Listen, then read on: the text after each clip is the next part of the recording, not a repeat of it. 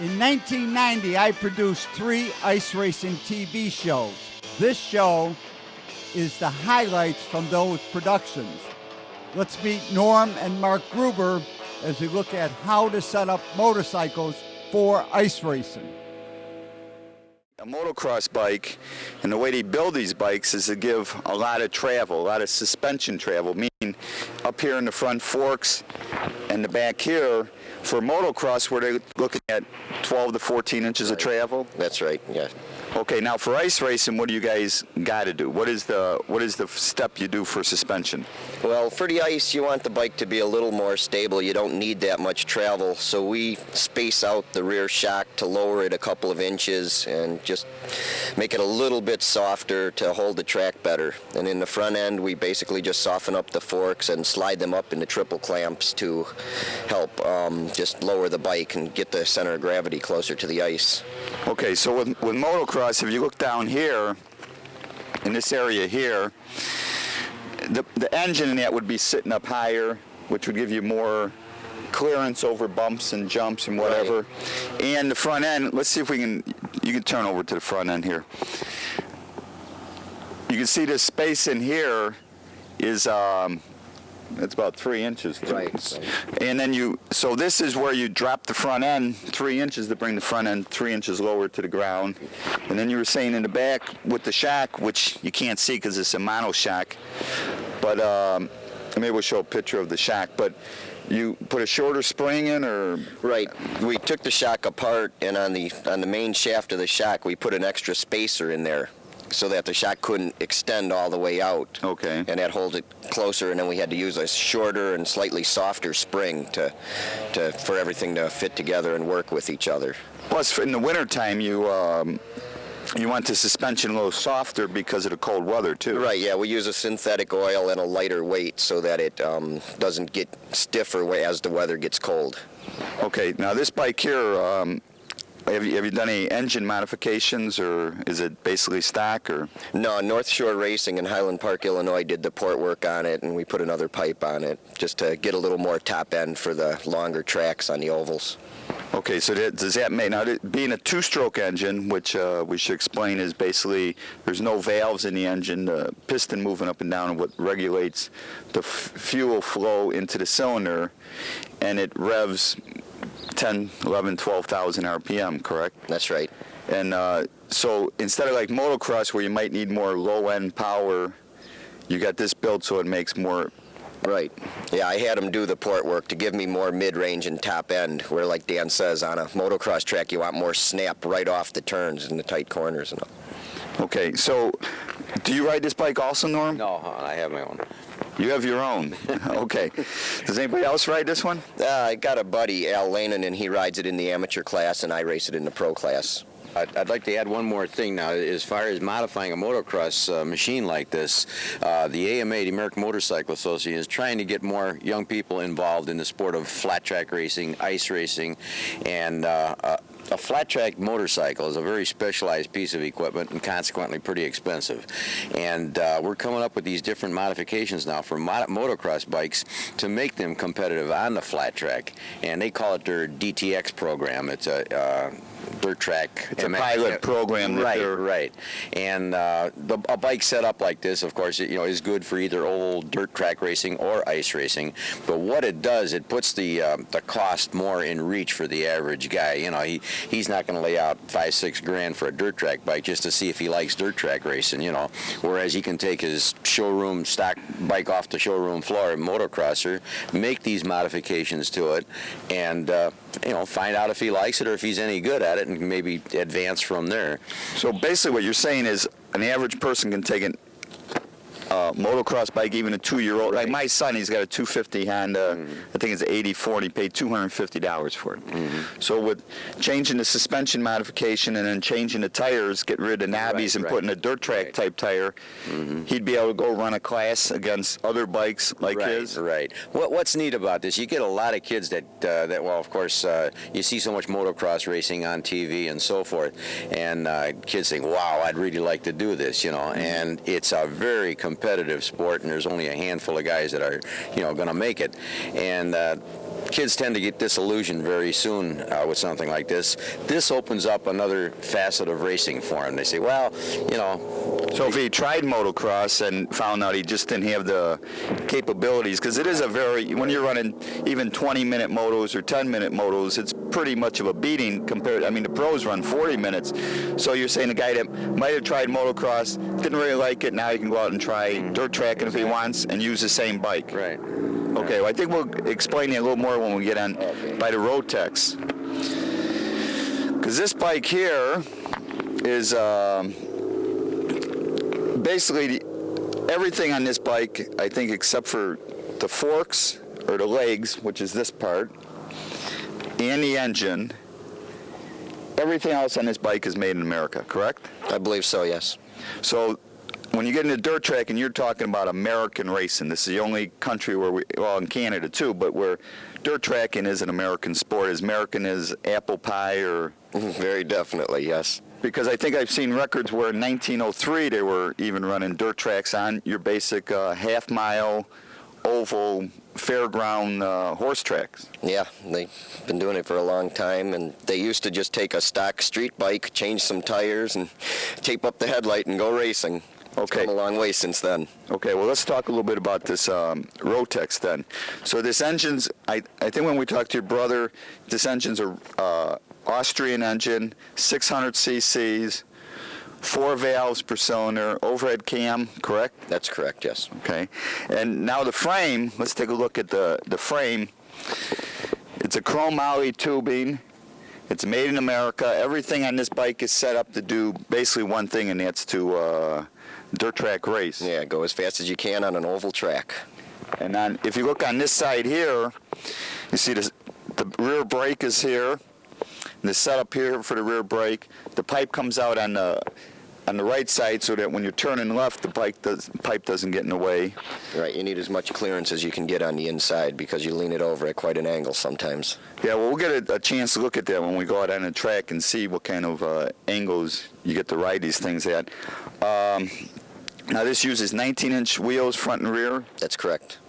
And I noticed you made a custom fender here in the front. Now, why don't you explain why we have a fender compared to when you dirt track, you don't run any fender? Okay, the fender's on the bike to protect the other rider. When you're going around the corner, you put your leg out for balance and to control the bike.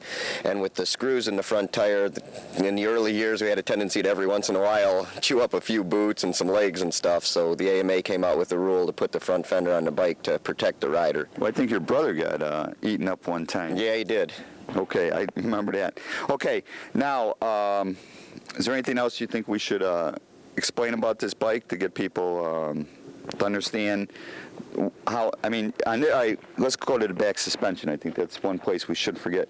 On this bike, you've got twin shocks. Is that the norm in dirt tracking, or? It has been. There's a few manufacturers making some frames now that use a single shock suspension, and the technology's starting to catch up with the motocross bikes, but they've still got some development to do. But on the average dirt track, because it's basically a smooth track, you really only need 2 or 3 inches of travel in the Right, back. yeah, you don't need near as much travel as the motocrossers do. And then about 2 or 3 or 4 or 5 inches in the front, is Right, that? right. Norm, you got one of them screws on you. Let's see if we can talk about the screw. And when you come over here, so can we get a tight shot on this? When I hold it here, and Norm, you explain. Try to point it if you can. Well, this is one of the latest versions of the screw. When this sport first started out with races out of Mineola, sponsored by Dan Schmitt, promoted by, you go down to the Ace Hardware store, get some sheet metal screws and throw them in the rear wheel, and that was the extent of it. But naturally, like anything else, as the sport progressed, got more refined on the screws, got a little more technical, and now these screws that we're using now, they're made specifically for traction on an ice race bike. And the critical parts, of course, are the sharp edge on the top. Most riders protect their tires with some type of old inner tube or whatever when they're rolling it across the gravel and so forth to keep that sharp edge on there. The dish inside becomes a little critical for cleaning, for self-cleaning.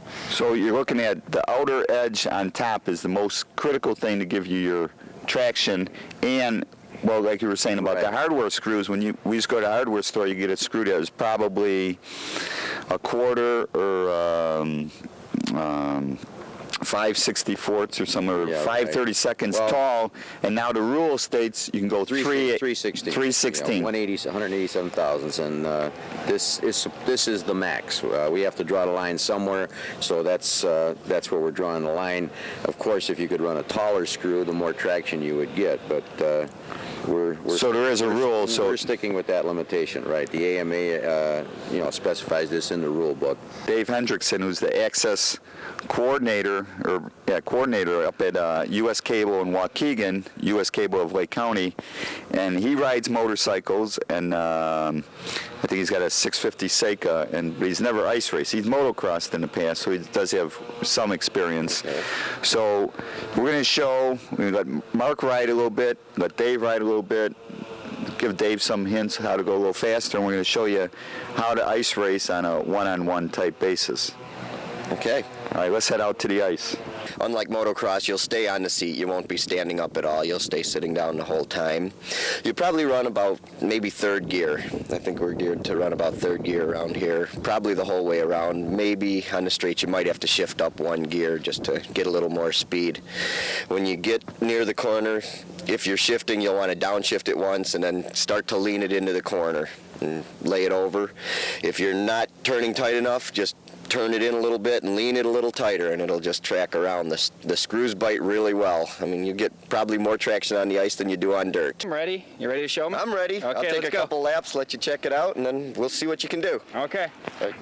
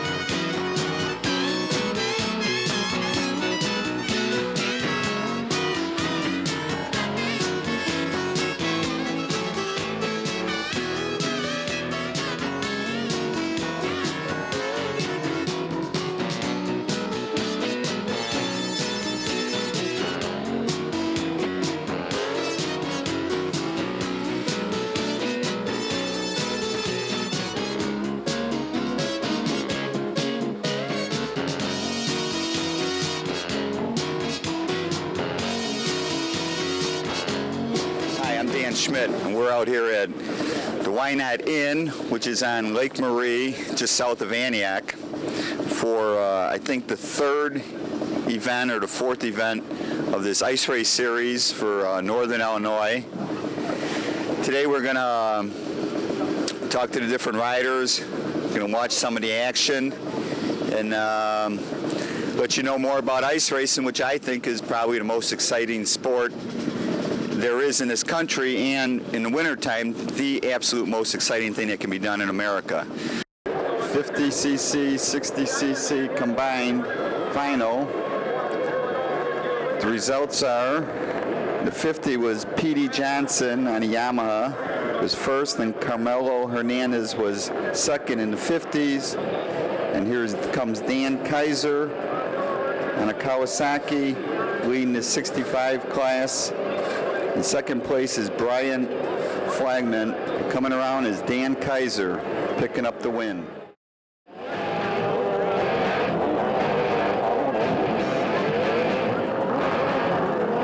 This is it. This is probably one of the hottest races of the day. 80cc class. Up front in a Honda. From Milwaukee, Wisconsin is Nick Hernandez. And now moving on the inside on a Suzuki to Ron and Brian sponsor Suzuki is Brad Fragment out of Wadsworth, Illinois. Nick Hernandez out of Milwaukee on the Honda is making the move again with these two kids. You can see how severe these young guys take their racing.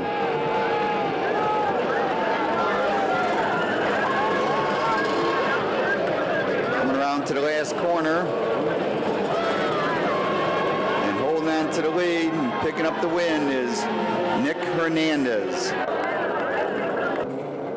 Now we're looking at the open quad class. Jumping out front, it's Jimmy Buchanan. Jimmy Buchanan was a member of the Team Chicago BMX team in the late 1970s and into the early 1980s.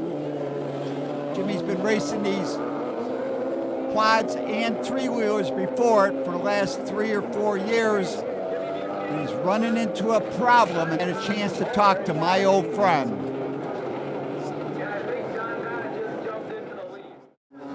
Well, we just watched Jim Buchanan, number 54, racing out there in that last heat. And Jimmy, you know, you were leading the race, and then the bike started missing. Why don't you tell me a little about what was happening out there? Well, the bike was jumping out of fifth gear, and it was just getting stuck in like a neutral gear, and we had a flat tire too. So we thought we had the fourth gear problem fixed, but I don't know what's the cause of the problem. One thing we should talk about to the audience is Team Chicago, and you know, the name of the show is Team Chicago Challenge, and you were one of the original members of Team Chicago, the BMX team, right? Right. So what'd you think of them good old days of bicycle racing? A lot of fun, a lot of miles. We had a fun team. It was a character of guys, that's for sure. All right, what about now, though? I hear you still race bicycles now, right? Yeah, I do. I ride an older class and an old man's class? Yeah, an old man's class, 28 to 33-year-old class, and yeah, we do pretty good. We got a nephew that races, and he does really well too. So BMX is still alive and thriving in America. And yeah, and in my heart. Thank you, Jimmy. And now we're looking at the late, great Don Wallbeezer firing up the bike for his wife, Charlotte Wallbeezer, and she's going to go out and race in the 250 amateur class. This is the start of the race. Jumping out front, that's Al Lanenan, and he's riding that 250 Honda that they set up with Mark Gruber. Second place, it's like Charlotte Wallbeezer on the Yamahas running second. Third place, it's like Mike Peters. Coming around this time, it's like Charlotte is chasing down Al Lanenan. So we got the Honda up front, Yamaha second. Charlotte's right on his rear wheel. Charlotte goes on and makes the pass and goes on and wins the 250 heat race. And I had a chance to talk to this clan. Let's go to that right now. Mineola days and probably even Long Lake, and God, we've been raced on every lake in the chain, haven't we, over there? Okay, so this is Char Wallbeezer, who is married to Don Wallbeezer, and Rich Wallbeezer. I'm the old man of the bunch. Okay, so you run super senior class, which is riders over 40. Correct. They should make it over 50. Well, maybe if there's enough of them, they will start. So what size bike you riding, and how you been doing this year? I'm riding a 250, and most of the guys in the super senior are running 500s and 600s. So, but I've been holding my own. I'm having a lot of fun. That's all that really counts in a sport, anyhow. Right. Okay. Now, Don, you run 250 Pro, an Open Pro, and then your wife runs 250 Amateur and Open. Okay, and you guys use the same bikes? Yeah. Okay, so you've been, so you were on Moto World last year. They had clips of you, and so you're really fast. I'm impressed. Thank you. You did just win that heat that we just seen out there, right? Yeah, that was the first heat of the 250 class that I won. And last Sunday you did win the 250 final. I did win the final, and in the Open I went down. Okay, all right. And Don, how you been doing? Pretty good. Last week I won the 250 Pro, and then I took a third in the Open Pro.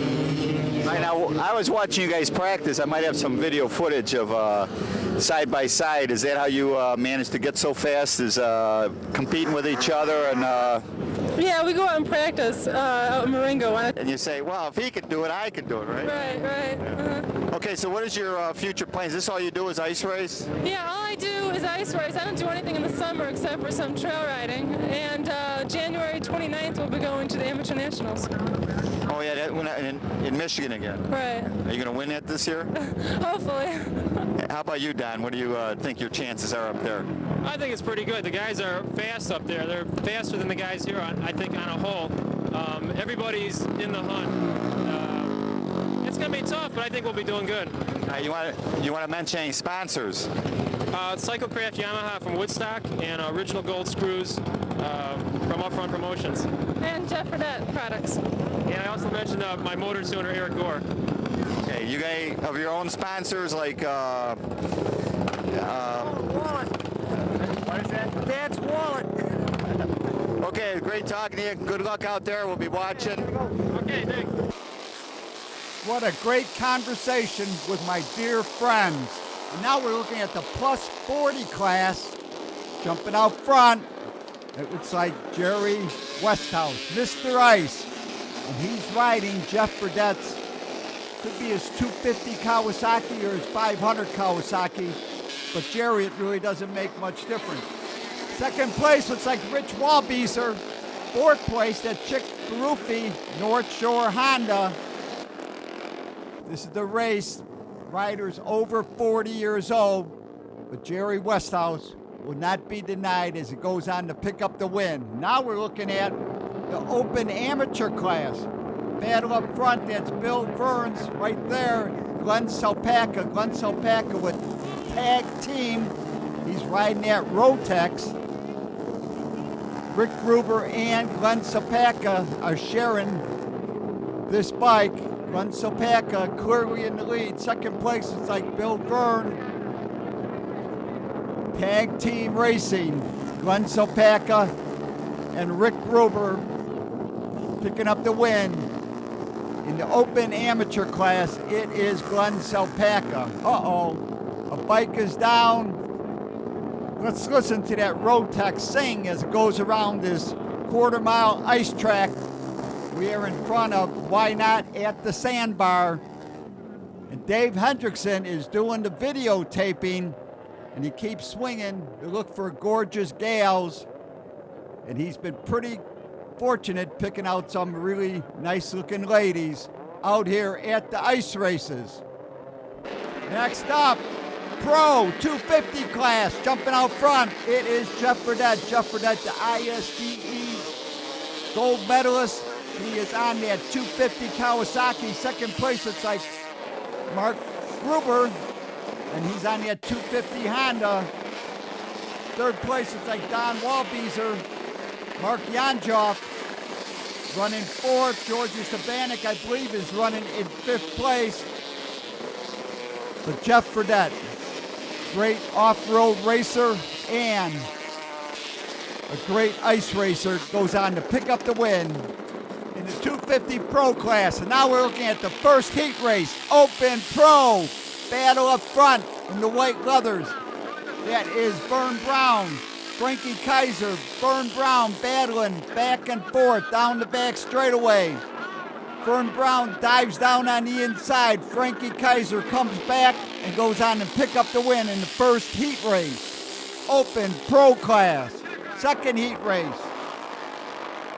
Jumping off the line on the outside in green, it looks like Mark Gruber. He's battling with Bob Wybema.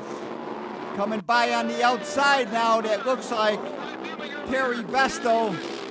Don Wallbieser's right there. Four-way battle. Mark Gruber, Terry Vesto, Bob Wybema, Don Walbeezer. And now we'll look at the pro final. Jumping out front, it is Mark Gruber. Right there, Wybema.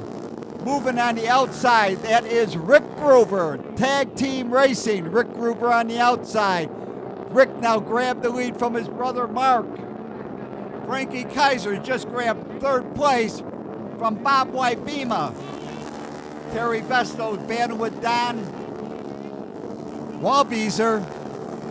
Open class, pro bikes right here on Lake Marie, part of the chain of lakes. Great looking women, great motorcycle racing.